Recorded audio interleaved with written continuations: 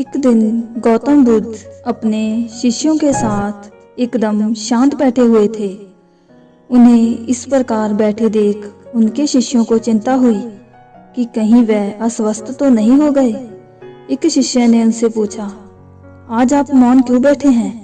क्या हम शिष्यों से कोई गलती हुई है? इस बीच एक अन्य शिष्य ने पूछा कि क्या वह अस्वस्थ हैं? पर बुद्ध मौन रहे, कुछ न बोले।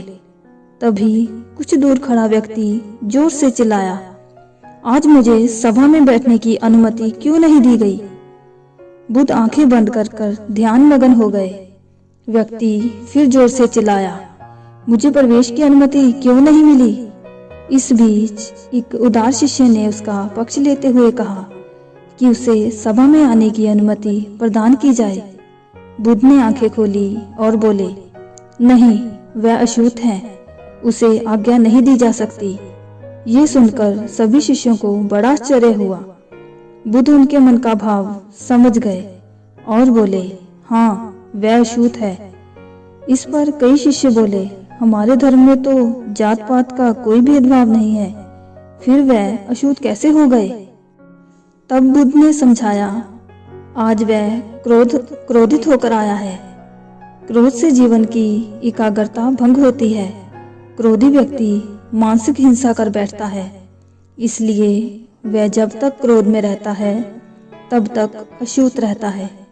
इसलिए उसे कुछ समय एकांत में ही खड़े रहना चाहिए। क्रोधी शिष्य भी ये सभी बातें ध्यान से सुन रहा था।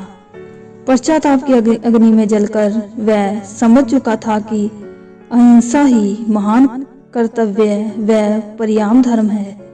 वह बुद्ध के चरणों में गिर पड़ा और कभी क्रोध न करने की शपथ खाई। इस कहानी से हमें ये शिक्षा मिलती है कि क्रोध के कारण व्यक्ति अनर्थ कर बैठता है और बाद में उसे पश्चाताप होता है।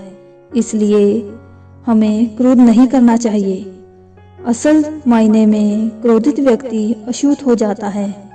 क्रोध के समय व्यक्ति को अकेला ही छोड़ देना चाहिए। क्रोध से ज्यादा हानिकारक कोई और वस्तु नहीं है।